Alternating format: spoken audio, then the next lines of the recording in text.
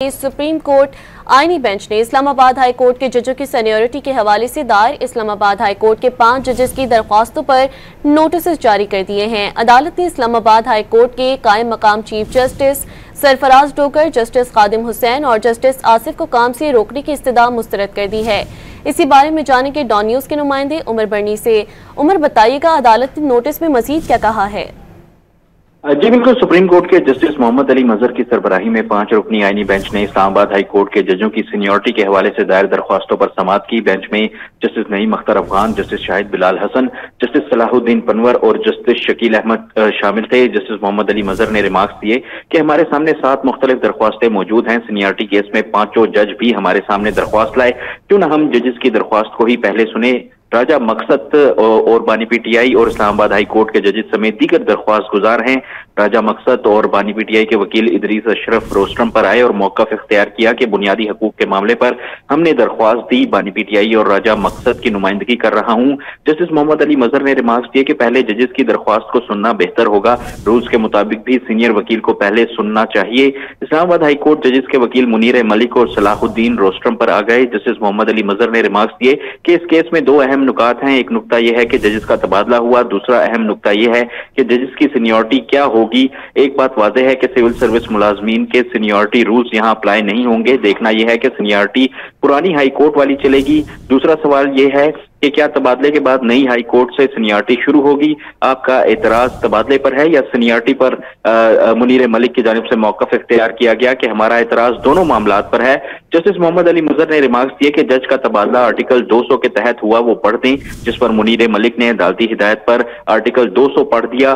Justice Mohammad Ali मजहर ने remarks दिए कि आइन के मुताबिक जिस जज का तबादला हो उसकी रजामंदी जरूरी है। दोनों मुतलका हाई कोर्ट्स के चीफ जस्टिस की रजामंदी भी लाजमी है, जबकि चीफ जस्टिस ऑफ पाकिस्तान की रजामंदी भी लाजमी करार दी गई है।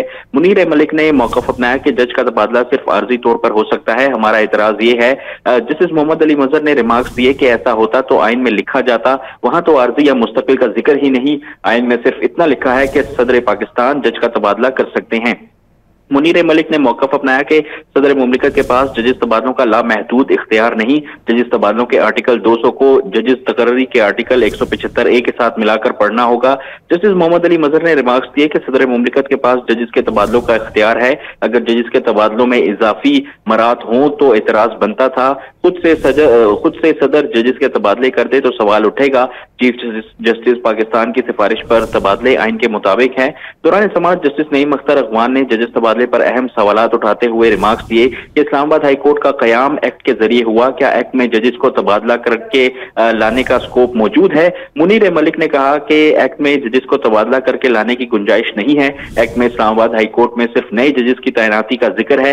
जस्टिस नईम अख्तर अफगान ने इस्तफसार किया कि जब जजेस की असामियां खाली थी तो ट्रांसफर के बजाय उन्हीं सूबों से नए जजेस क्यों तैनात नहीं किए गए? क्या हलफ में जिक्र होता है कि कौन सी हाई कोर्ट का हलफ उठा रहे हैं?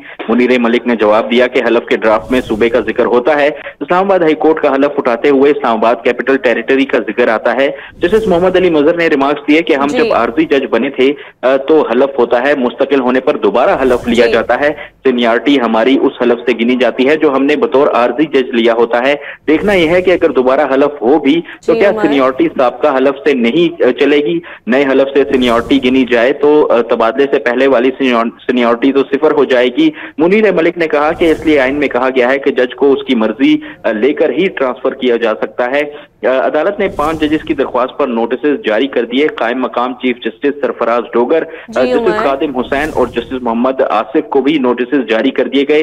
सुप्रीम कोर्ट ने मुतलका हाई कोर्ट्स के रजिस्ट्रार्स को भी नोटिस जारी कर दिए। अदालत ने अटॉर्नी जनरल को भी नोटिस जारी कर दिया। जस्टिस मोहम्मद अली मजहर ने रिमार्क्स दिए कि आपकी दरख्वास्त में काम करने से रोकने की। उमर, तफसीलात से आपने आगाह किया, शुक्रिया।